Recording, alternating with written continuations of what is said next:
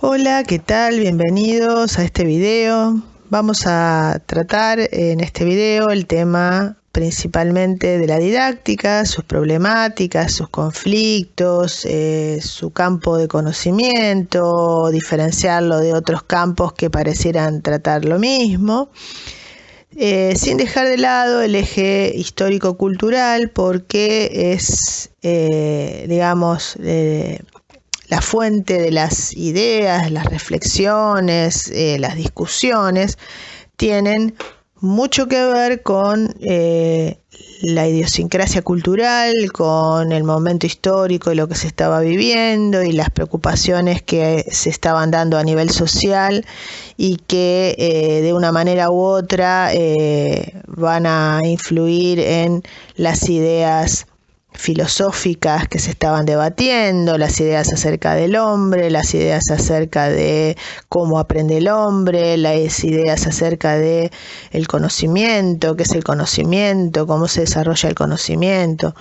Todas estas reflexiones de carácter general y de carácter esencial son debates de carácter filosófico. Entonces, las corrientes filosóficas discutían sobre esto, se iban haciendo oposiciones entre una postura y la otra, discusiones, debates, que fueron produciendo determinadas influencias y creencias sobre cómo se debía educar, que, como decía antes, no salen de la nada, sino que hay todo un contexto histórico que las va a ir gestando.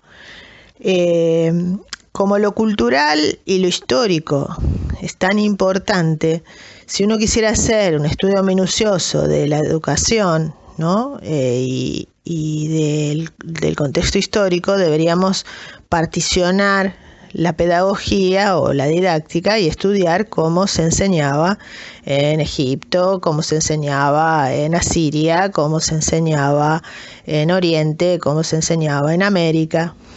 Pero bueno, lo que se va a tomar son algunos puntos que son aquellos fundamentales que han influido fuertemente en la concepción de educación, de enseñanza y en la estructura de enseñanza, que es la escuela. Entonces, una de las primeras diferenciaciones, ¿no? Porque parece que hay dos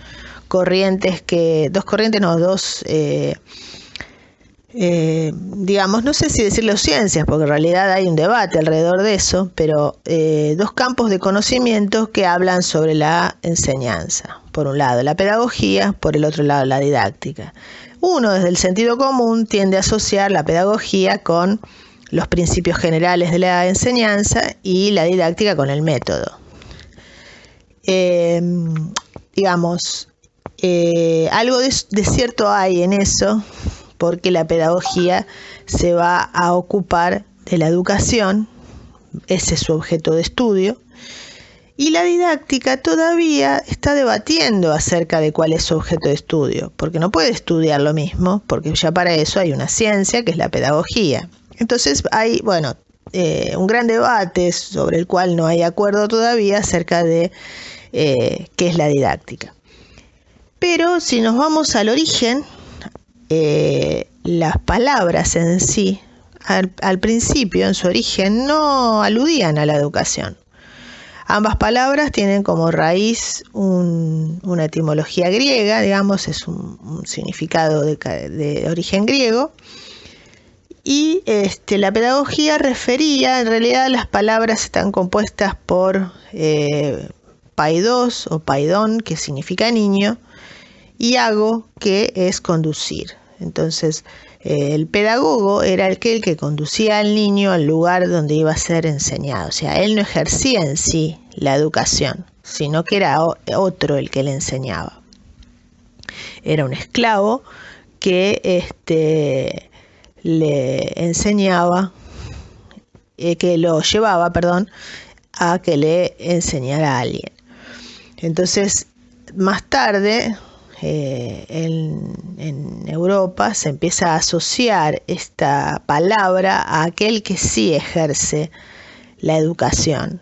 Y entonces ahí empezamos a poder conectar la palabra con la educación y la enseñanza.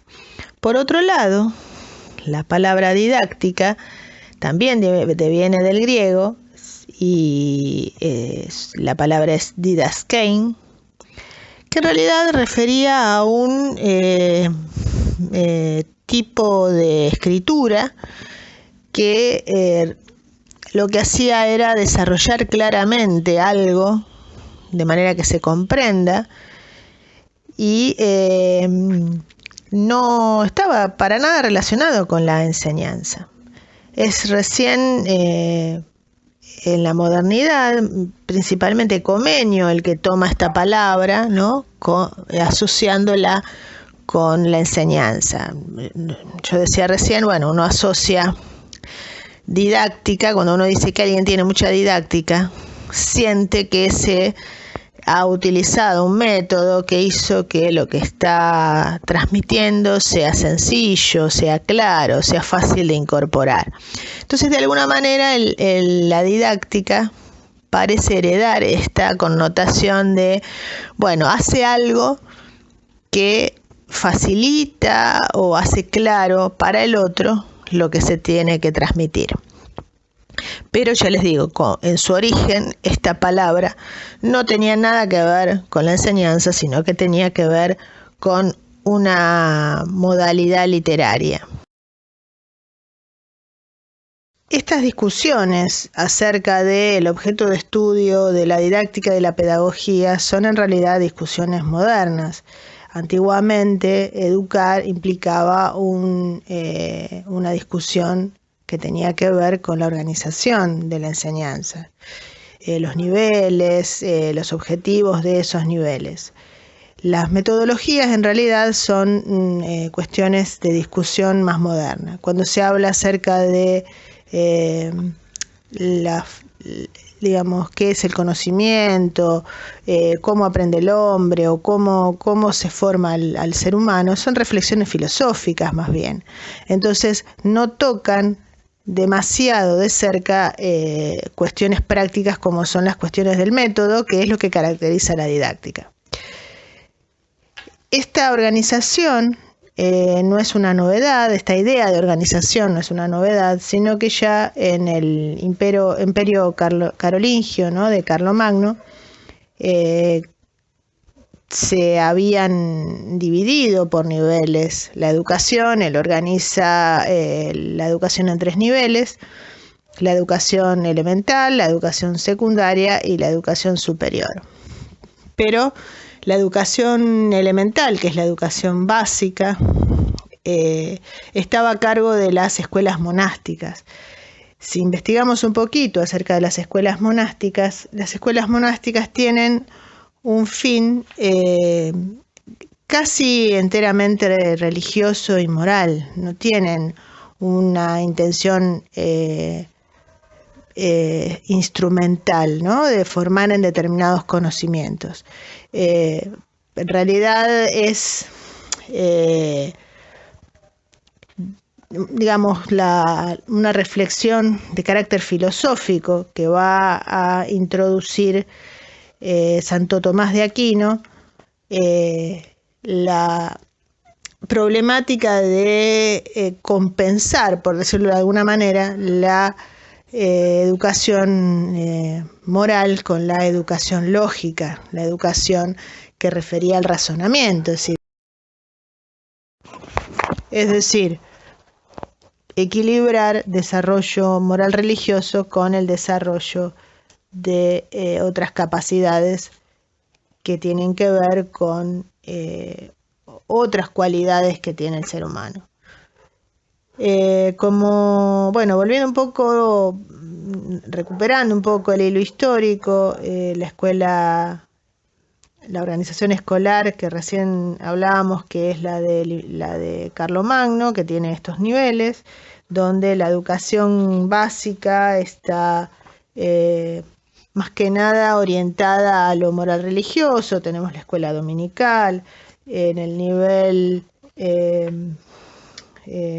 digamos elemental, no hay una reflexión acerca de la metodología, porque tampoco hay una intención de educar a toda la sociedad en general, sino que la educación secundaria es la que agrupa mayor cantidad de alumnos, por decirlo de alguna manera, que son más que nada vinculados con los monasterios y las catedrales, ¿no? Y bueno, son las que luego dan origen a las universidades. Por eso que si lo pensamos a nivel histórico, la escuela en realidad como ámbito de la enseñanza empieza desde los niveles superiores hasta los niveles elementales. Todo esto está enlazado con las necesidades socioculturales de la época, socioeconómico-culturales de la época.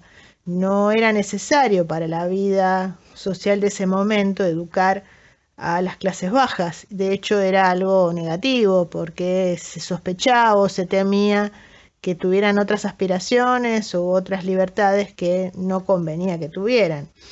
Y para las familias también era destinar esfuerzo y dinero para algo que en realidad no sentían que les reportara un beneficio. Era mucho más beneficioso para la supervivencia contar con todos los miembros de la familia. Tenemos que pensar que en este momento era una familia ampliada, trabajando en las actividades que esas familias desarrollaban. Entonces no había demanda, ¿no? Si lo pensamos en términos de oferta-demanda, no había demanda de ningún lado para la educación básica, la educación elemental. Entonces la escuela que existía para ese nivel siempre estaba relacionada con la escuela dominical de formación prácticamente religiosa. Recién en el año 1200, lo que pasa es que en el año 1200, entre el 1200, 1274 más o menos, se desarrolla la escuela también de carácter religioso, en realidad es de nivel superior, que es la escolástica. Entonces, esta escolástica plantea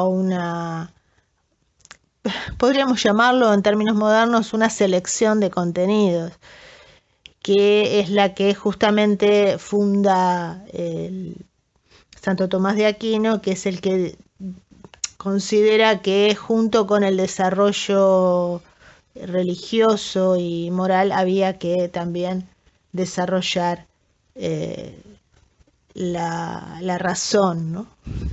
Entonces tiene que esperar bastantes años para que se empiece a difundir la discusión acerca de los métodos y se avance desde la cuestión del sistema escolar, problema más de la pedagogía, hacia el tema del método. Uno de los primeros que hace eso es Comenio. En 1665 publica su obra Didáctica Magna. Esta obra lo que hace es analizar desde el sistema, plantea los 4 niveles, a diferencia de Carlomagno, en vez de 3 son 4 niveles, y estos 4 niveles arrancan desde la vida familiar, la educación primera, digamos, que tiene que ver con la familia, que tiene que ver con las primeras experiencias de los niños, por eso la llama maternal, y después la educación, lo que sea la educación primaria actual. Entonces, de ahí en más plantea también 3 niveles. Y además plantea en su Didáctica Magna, en varios capítulos, en formatos de enseñanza para distintos campos del conocimiento. Entonces, hay capítulos que hablan de cómo enseñar las ciencias naturales, otros capítulos que hablan sobre la enseñanza de las lenguas, otros sobre la enseñanza de la matemática. Si bien se parecen un poco los métodos, él inicia, además de la discusión o del preguntarse y tratar de responder al tema del sistema, que sería la educación en general, para qué educar, cómo educar, por qué educar, y plantea muchos argumentos. Algunos argumentos, por supuesto, tienen muchos elementos religiosos, pero no todos. Hay otros que hablan de las capacidades del ser humano, todas reflexiones que no provienen ni de la psicología, ni de una comprobación del método de enseñanza, ni del análisis científico, podríamos decir, de otros métodos, pero sí un análisis, digamos, de ensayo-error, en qué fallaban y qué efecto causaban en los niños, de rechazo, de fracaso, y entonces en base a ese análisis más bien intuitivo e intelectual, ¿no? No metodológico, él escribe esta obra. No solo que escribe esta obra, que hace alusión a lo que hoy llamaríamos didácticas especiales, sino que también escribe un libro que sería el antecedente del manual actual, que iba en el orden secuencial en el cual se enseñaba, que es el Orbis Pictus. Como él suponía que que los niños debían, en realidad los seres humanos, lo primero que tienen disponibles son los sentidos, entonces lo que primero hay que desarrollar es la aptitud de esos sentidos para conocer. Entonces, como no podemos conocer todo, porque hay cosas que no nos son accesibles, él había desarrollado un libro que mostraba la estructura del ojo, de la planta, de distintas cosas que eran parte de la enseñanza, y los niños podían ver esos, los niños y los alumnos, ¿no? Porque él había graduado el nivel de complejidad de la enseñanza, entonces cada nivel tenía un tipo de dibujo o de gráfico, podríamos decir hoy, que permitía a los chicos, a los alumnos, mirar y aprender a través de ellos. Él, por eso es que se lo considera el padre de la didáctica, ¿no? Porque él hace no solo una reflexión sistemática de la educación, que es algo pedagógico, sino también hace una reflexión metodológica. Pero todavía no separa las aguas, no dice, bueno, esto es pedagogía, esto es didáctica. Él a todo lo llama didáctica magna, recupera esa palabra y la instala como el tema del cómo enseñar. Siglos después, es decir, aparece, varios pedagogos, ¿no? Está Rousseau, que, plantea una educación mucho más ligada a la naturaleza y al desarrollo propio del niño. Un alumno de él, un discípulo de él, que es Pestalozzi. En realidad, la obra de Rousseau es de carácter filosófico y él en el Emile lo que hace es plantear ideas generales acerca de cómo debería darse la educación, pero no plantea un método, sí, pero es un método a grandes rasgos. Pestalozzi, como discípulo de Rousseau, sí plantea un método y lo lleva a cabo. Por eso había gente que venía a estudiar su método, y también así fue cuestionado, ¿no? Se le prohibió educar, Más adelante, también dentro de este análisis entre el sistema y los métodos, ya más en la modernidad, estamos hablando de 1600, ¿no? En adelante. En realidad, si nos ponemos a armar una línea de tiempo, vemos que entre el 1600 y el 1960, 70, o sea, en todos esos años hay distintos autores, distintas propuestas que van hablando acerca de la educación, cómo educar, cómo organizar la educación y por el otro lado el método. Entonces, siguiendo la secuencia, tenemos a Comenio, tenemos a Rousseau, tenemos a Pestalozzi, tenemos a La Salle y tenemos a Lancaster.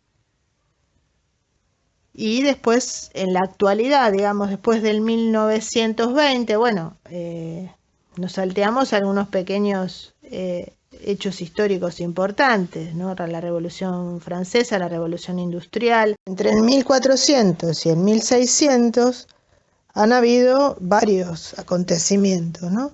Surge la burguesía, aumentó la urbanización, mejoraron las condiciones sanitarias, se forman los estados nacionales, surge el saber científico. Entonces eso da lugar a la Revolución Francesa y la Revolución Industrial. La Revolución Industrial necesita de una población disciplinada, con conocimientos básicos para poder ser más operativos y seguir instrucciones, leer instrucciones. Eso hace que la demanda cambie, la demanda de tanto de la burguesía, la alta burguesía, digamos, en los niveles altos de la burguesía, como desde la población básica, la población de la burguesía menos acomodada, que es la que se inserta como obrero, sería el proletariado, ¿no? Es el que también va a requerir de esos conocimientos porque los posiciona mejor en la adquisición de algún lugar dentro de toda esa maquinaria industrial, lo que le daba un lugar de estabilidad económica por ese trabajo. Entonces ya ahí la demanda cambia y los padres ya no son como los padres del medioevo, que veían con malos ojos la educación, una pérdida de tiempo, sino que ahora la ven como una buena inversión. Y desde los sistemas de gobierno, los estados nacionales habían cambiado de formato, desde un formato monárquico a uno democrático. Entonces también eso generaba la necesidad de cambiar de alguna manera el pensamiento de todas las personas, y también para ello se hace necesario distribuir una ideología específica. Entonces, de ahí en más, de ambos lados, se da lo que se conoce en pedagogía como la relación entre la sociedad y la escuela, entre el maestro y los padres, ¿no? Entonces, el objetivo que se busca es convertir al niño en alumno, aplicar un método que sirva para todos y de alguna manera plantear un objetivo a alcanzar. Bueno, esto va a ir cambiando, ¿no es cierto? Es lo que se llama la utopía, que es una de las características tanto de la pedagogía como de la didáctica. El método busca un progreso, busca una etapa final que es una etapa deseada, por eso se la llama utopía. Y bueno, en la alianza escuela-familia, que era la que mencionaba recién, se consolida a partir de todos estos cambios. Y además va a requerir toda esta formación de una persona especializada, que es el rol docente, para que esto se realice correctamente. Entonces, el rol docente, la escuela y el método van en relación con el logro de esa utopía. Y ahí, bueno, las distintas propuestas, ¿no? La Salle plantea un método bastante rígido, bastante controlador, por eso, bueno, acá en el video se relaciona con lo que plantea Foucault, ¿no? El panóptico y los sistemas de control social de la modernidad. Después Lancaster plantea otro método que responde a las necesidades de mucha población a educar, muchos niños para educar, y pocos maestros. Entonces él, a través de su método, donde coloca a los alumnos como monitores, como aquellos que van a educar a alumnos adelantados, enseñan a otros alumnos, genera una educación barata, básica, que promete y cumple con el objetivo de incluir a todos los niños. Progresivamente se ha ido diferenciando las discusiones y los problemas acerca de la educación de los problemas acerca del método. Obviamente hay una relación, porque de acuerdo a cómo se piensa la educación, cómo se piensa la utopía y cómo se piensa la transformación del hombre, del ser humano me refiero, ¿no? Va a tener injerencia eso en la metodología que se tome para realizar la utopía, para que se dé la enseñanza. Pero digamos que todo lo que tiene que ver con la problemática acerca de la educación va a ser el campo, el objeto de estudio de la pedagogía. Y la didáctica va a discutir, va a trabajar en relación a la producción del método. Por eso, cuando uno se pregunta acerca de la identidad de la didáctica, es decir, ¿qué es? ¿Es una ciencia? ¿Es una técnica? ¿Es un arte? Podríamos decir que sí a todo, o podríamos decir no es una ciencia. Depende de o no es un arte, porque todo debe estar bien especificado. Entonces, depende de qué posicionamiento tomemos, qué respuesta le damos a esa pregunta. Y no hay acuerdo en realidad acerca de esto, es decir, hay posiciones que sostienen una y otra, algunas integran más de una, pero la discusión más grave se ha dado, digo más grave en el sentido de que no hay tanto acuerdo, se da alrededor de si es una ciencia o no lo es. Porque si dentro de la pedagogía que tiene que ocuparse la educación, hay una parte que tiene que ver con lo metodológico, bueno, entonces la didáctica sería parte de la pedagogía, o otra manera de llamarla serían las ciencias de la educación. Desarrollarían todo lo que tiene que ver con el porqué, el para qué de la educación, y la didáctica sería el cómo. Entonces ahí no sería una ciencia, sino que sería una especialización dentro de otra ciencia. Pero si la tomamos para, digamos, en su análisis respecto de la identidad, bueno, supongamos que es una técnica. ¿Por qué es una técnica? Y porque responde a discusiones acerca de lo metodológico, porque su producción de saber refiere a lo práctico, a la toma de decisiones, a la producción de resultados. Entonces sería una técnica. Pero también, para ser más eficaz, muchas veces hablamos de la vocación, de la habilidad que tiene determinada persona o algunas personas para generar aprendizaje en los otros. Entonces también la idea del arte, que sería algo que, como la educación en realidad se da en un contexto específico y con las distintas subjetividades y contextos socioculturales diferentes y subjetivos, esto hace que la educación se convierta en algo muy situacional. Entonces la manera de resolverlo es una manera que tiene que ver un poco con la resolución en situación de los problemas, y para eso hay que tener habilidades que pueden ser innatas o habilidades que podrían desarrollarse, pero son habilidades que no hablan de un método, sino que son habilidades que implican la producción creativa de diversas estrategias, es decir, una multiplicidad de métodos.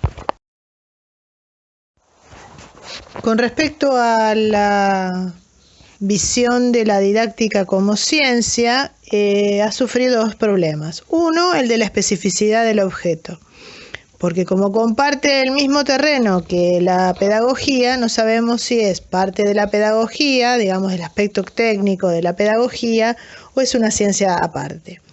Por otro lado, comparte la problemática que han tenido todas las ciencias sociales y humanas con respecto a la metodología de estudio de sus hipótesis, de sus afirmaciones, ya que cuando se establece la ciencia con una metodología que es reconocida por todos los científicos, digamos, estos presupuestos que comparten todos se denomina paradigma. Es una serie de supuestos que hay que cumplir. Entonces, en el periodo del mayor desarrollo de la ciencia, que habíamos visto que tenían que ver con la modernidad, el paradigma que existía era el positivista. El paradigma positivista propone que el logro del conocimiento, las verdades científicas, deben ser únicas y objetivas.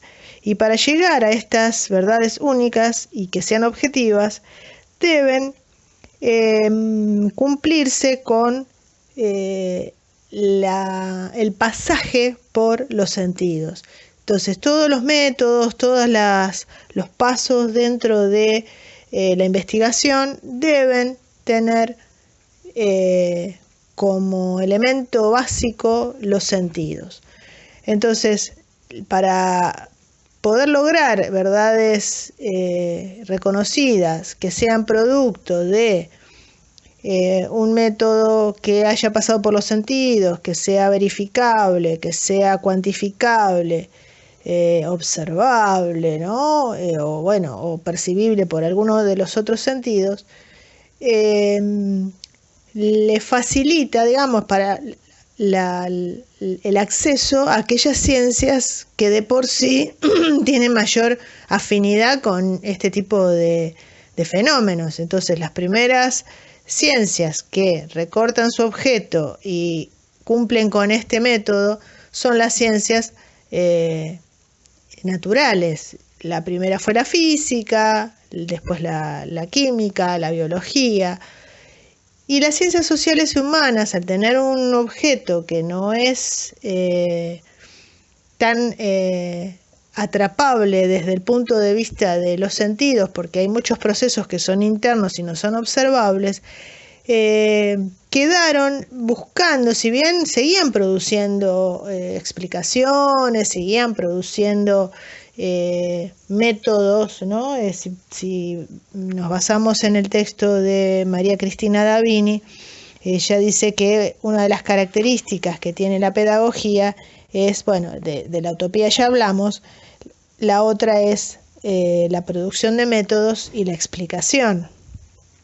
Entonces, la producción de métodos producían métodos mucho antes de que existiera el positivismo, y la explicación también, pero para que sea reconocida como una explicación científica debía cumplir con estas características, y esto se le hacía difícil. Uno de los primeros que logra construir una metodología que se considera el primer pedagogo que aplica la ciencia para hallar sus conclusiones, fue Herbart. Independientemente de Herbart, que fue considerado el primero que hizo una aproximación científica de la pedagogía, en el ámbito de la psicología, que tuvo mucha influencia en la pedagogía, pero fundamentalmente en la didáctica, se hace una especie de truco metodológico por el cual se deja de lado todo lo que es interno y no se puede comprobar, y se concentran las explicaciones en la conducta observable. Entonces se establecen métodos experimentales por los cuales se puede comprobar la causa y el efecto de una conducta y así establecer leyes, establecer terapias, establecer explicaciones que son comprobables, verificables y bueno, cumple con todos los preceptos del positivismo.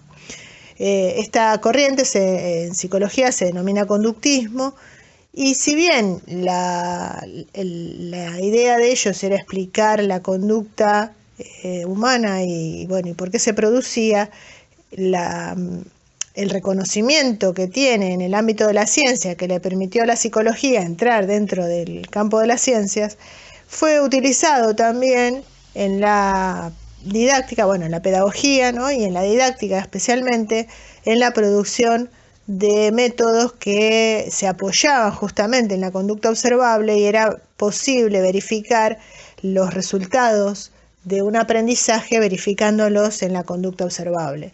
Entonces esto le dio un giro a la didáctica también, permitiéndole, no sé si entrar dentro de las ciencias, porque todavía estamos con el problema de la especificidad del objeto, que lo comparte con la pedagogía, pero sí al menos que sean reconocidos sus explicaciones y sus metodologías como de carácter científico. Ahora bien, en el interín se desarrolla la filosofía, una corriente denominada corriente crítica en Alemania, que es una corriente, bueno, integrada por varios representantes, ¿no? de la filosofía con, bueno, distintos aspectos. El eje principal de la crítica, por eso corriente crítica, es el de cuestionar la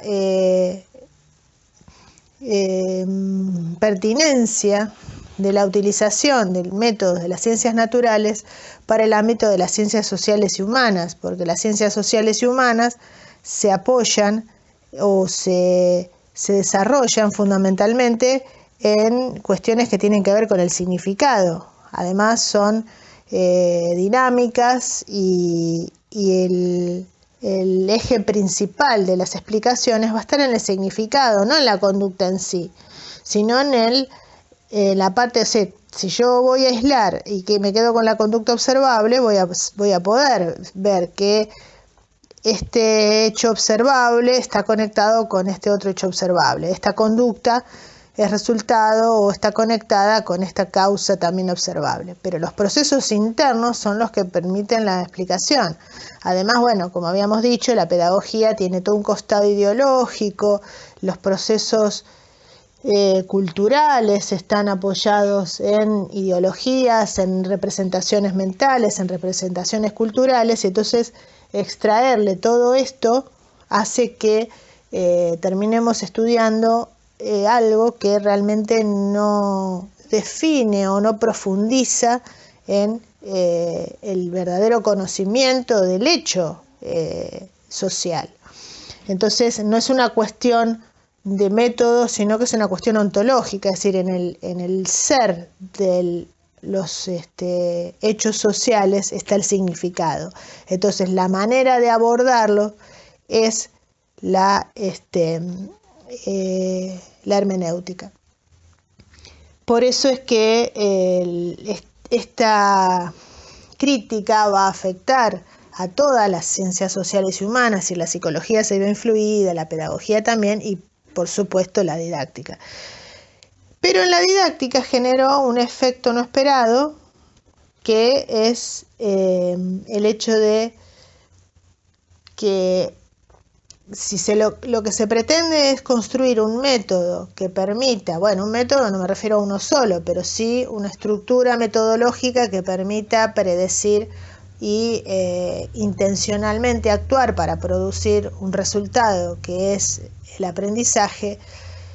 El hecho de digamos, determinar que los procesos sociales y humanos son dinámicos, son dotados de sentido, son subjetivos, están atravesados por lo histórico-cultural, Esto va limitando cada vez más la posibilidad de producir métodos. Entonces, los métodos son situacionales.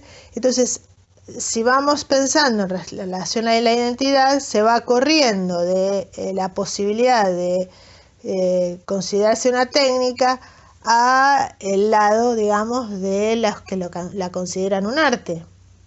Entonces, la identidad esencial de la didáctica, que era la producción de métodos, se va disolviendo, se va perdiendo y genera una crisis muy grande en la didáctica que María Cristina Davini dice que genera determinados efectos, ¿no? Uno de los efectos es la detención de la producción de conocimiento científico, de conocimiento didáctico, de investigaciones, de producciones, de escritos acerca de la didáctica. Otra es lo que la que denomina fugas. Estas fugas pueden ser hacia otra ciencia, es decir, se buscan las explicaciones en la psicología cognitiva, en la teoría de la comunicación, en las interacciones ecológicas, es decir, desde un aspecto social del aula. Bueno, es decir, como que se traslada el problema hacia otro ámbito, por eso lo denomina fugas. Y otra de las fugas es la que denomina las megateorías, es decir, buscar explicaciones que son muy generales, por eso la denomina megateorías, son de alta generalidad y entonces permiten, por ejemplo, tener en cuenta el desarrollo cognitivo desde el punto de vista de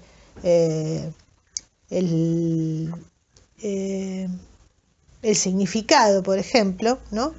Por ejemplo, si lo tomamos desde un autor que se denomina Ausubel, que dice que si no se puede articular el conocimiento con el viejo, no se aprende, o se aprende de manera memorística y el aprendizaje memorístico se pierde. Está bien, es decir, uno puede tomar eso como parámetro para producir métodos, explicaciones, pero son de un alto grado de generalidad. No sabemos cómo opera esto en un aprendizaje particular o en la matemática o en las ciencias naturales y eso. Entonces, las megateorías están buenas como marco, pero se alejan de la cuestión dinámica y particular de la clase en sí. Entonces pierde su capacidad de producir. Bueno, la siguiente consecuencia, podríamos decir, síntoma o efecto, ¿no? de este impacto, además de la impas metodológica, como la denomina María Cristina Davini, y las fugas, ella lo toma de otros autores, ¿no? Por supuesto.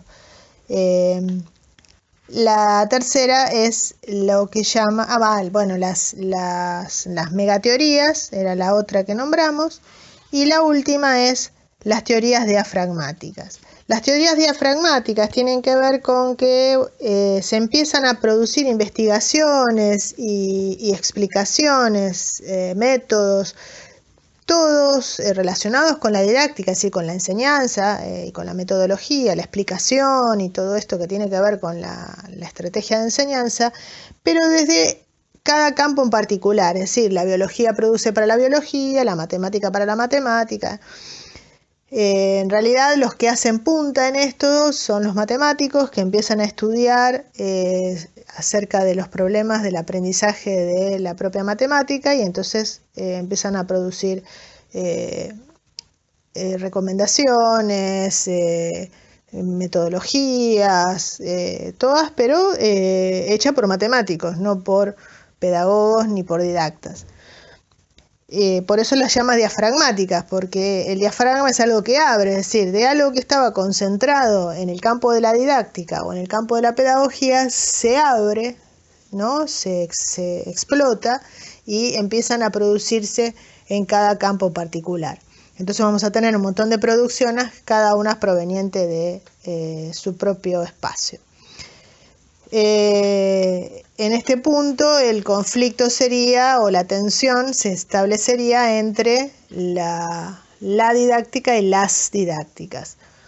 Digamos, el estado actual sería de una mayor producción de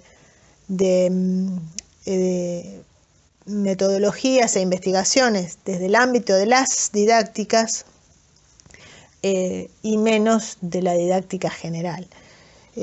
Bueno, María Cristina Davini propone, digamos, que se haga como una especie de pacto o de relación, digamos, donde la didáctica general plantearía el marco general y las didácticas especiales apuntarían o aportarían todo lo que hace a las particularidades del aprendizaje de ese campo.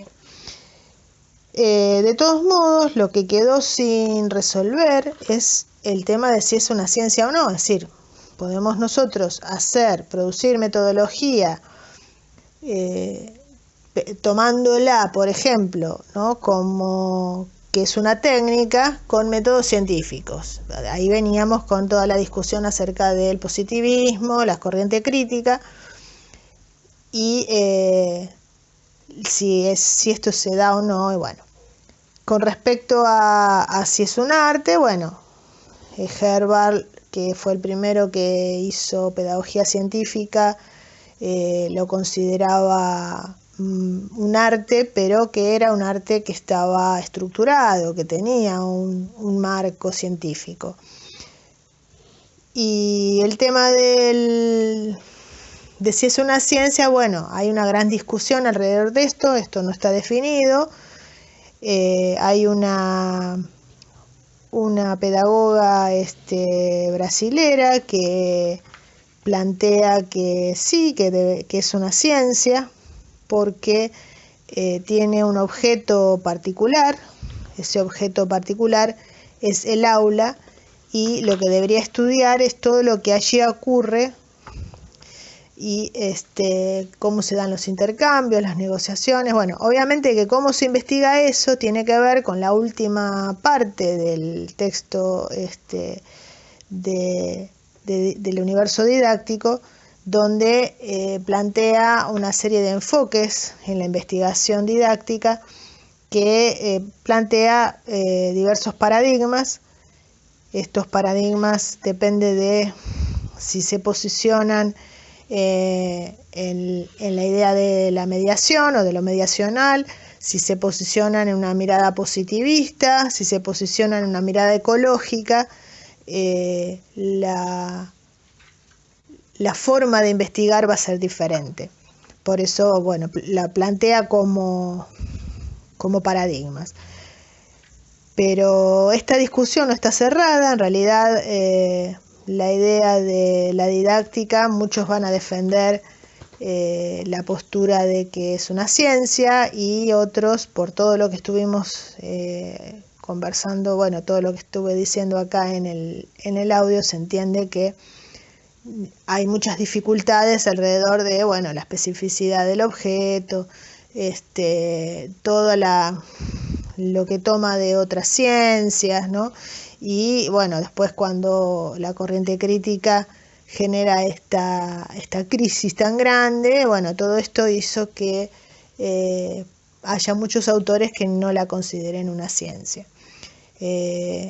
Esto no quita que haya muchísima producción y que sea una producción muy útil y muy eficiente a la hora de la enseñanza, pero en cuanto a la especificidad de la identidad de la didáctica, siempre queda ligada mucho a la cuestión del método. Así que bueno, espero que les haya servido, que se haya podido conectar lo histórico con los desarrollos pedagógicos didácticos, para que no quede como una corriente que se desarrolla sin contexto histórico social. Así que bueno, nos estaremos encontrando en próximos videos. Hasta luego.